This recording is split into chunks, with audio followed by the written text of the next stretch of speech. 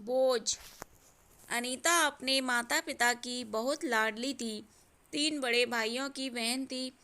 कोई भी चीज़ मांगने पर उसकी वक्त सामने हाजिर हो जाती। पूरे घर में रौब था उसका। पूरे परिवार और नौकरों पर राजकुमारी की तरह हुक्म चलाती थी अनीता। स्कूल में भी पूरा रौब था उसका। बड़े घर की लाडली जो थी वह। ऐसे ही उसने कॉलेज में दाखिला लिया। उसके ठाट बाट बड़ी गाड़ी में आना जाना, हर दिन नया फैशन देखकर हर कोई उससे दोस्ती करना चाहता था। थोड़े ही दिनों में उसके बहुत से दोस्त बन गए। पूरे कॉलेज में उसकी अपनी एक ही पहचान थी। इन दिनों उसके घर एक रिश्ता आया। खानदानी लोग थे और पापा की पुरानी जान पहचान थी।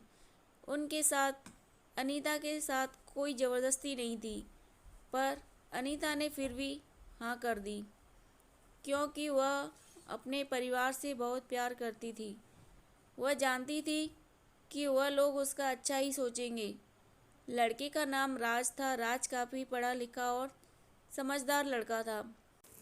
ससुराल वाले भी बहुत अच्छे थे। ससुराल में अनीता की जगह वैसी ही थी जैसे कि मायके में। कोई भी कार्य अनीता की सलाह के बिना नहीं होता था। सबकी लाडली बहू बन गई थी वह। फिर उसके घर एक बेटे का जन्म हुआ। रोहन अनीता को जान से प्यारा था। पोता पाकर ससुराल वाले तो फूले नहीं समाते थे। अनीता कभी कभी सोचती कि उसकी किस्मत कितनी अच्छी है। उसका हर अपना उसे कितना प्यार करता है। चाहे जीवन में कैसा भी समय आए, मेरे अपने हमेशा मेरे साथ हैं। मैं कभी अकेली नहीं हो सकती। कितनी खुशकिस्मत हूँ मैं। पर शायद अनीता की खुशियों को उसकी अपनी ही नज़र लग गई थी। एक दिन वह मायके जाने की जिद कर बैठी। राज को बहुत काम था, लेकिन फिर भी वह उसे ले गया। रास्ते में उनकी गाड़ी अन्य गाड़ी से टकरा गई। अनीता, राज और रोहन बहुत बुरी तरह से जख्मी हो गए। काफ़ी दिनों के इलाज के बाद राज और रोहन तो ठीक हो गए, लेकिन अनीता पूरी तरह ठीक न हो सकी। सर पर चोट लगने के कारण वह अपनी आंखों की रोशनी खो बैठी। अब अनीता की किस्मत जैसे उल्टे पांव चलने लगी। मायके वाले कुछ दिनों तक उससे मिलने आते रहे, फिर कभी कभार फ़ोन करके ही पूछ लेते कि अब कैसी हो। धीरे धीरे ये सिलसिला भी कम हो गया। ससुराल वालों की सहानुभूति भी कम होने लगी। घर में किसी को पास बैठने के लिए कहती तो जवाब मिलता, बहुत काम है, अब तुम भी हाथ नहीं बटा सकती। राज भी चिड़चिड़ा हो गया था। बस रोहन ही था उसके साथ, जिसके साथ हंसते खेलते उसका वक्त गुजरता। एक दिन अनीता के हाथ से कुछ सामान गिर गया, जिसकी वजह से रोहन को हल्की सी चोट लगी। अनीता के सास ससुर ने रोहन को उससे अलग कर दिया कि कहीं उसके ना देखने की वजह से बच्चे का कोई नुकसान ना हो जाए। अनीता अंदर से टूट चुकी थी। एक दिन उसने सबके सामने मायके जाने की इच्छा रखी, तो राज उसे तुरंत मायके छोड़ आया, जैसे कि वह यही चाहता था। लेकिन रोहन को उसके साथ नहीं भेजा गया।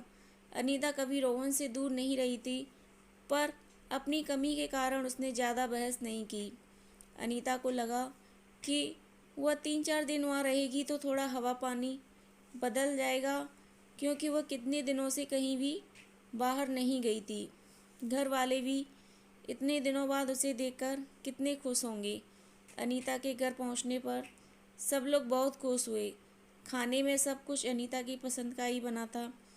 उसने अपने मम्मी पापा और भाई भाभीियों से दिल खोल कर बातें की। उनके छोटे छोटे बच्चे भी बुआ के साथ घुल मिल गए थे।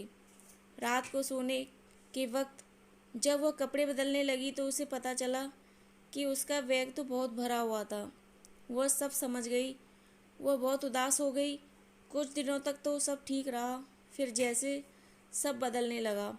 सबका व्यवहार बदल रहा था। वह लोग जैसे थक चुके थे उससे। सब लोग घुमा फिरा कर पूछने लगे कि राज कब आ रहा है उसे ले आने। वह बहाना बना देती, जबकि वह जानती थी कि उस घर में अब उसके लिए कोई जगह नहीं। अनीता से चलते वक्त कुछ ना कुछ नुकसान हो जाता। थोड़ी बहुत टोका टाकी उसे सुनाई देती वह टाल देती। एक दिन उसके हाथ से लगकर एक कीमती फूलदान टूट गया। छोटी भाभी ने बहुत हंगामा मचाया।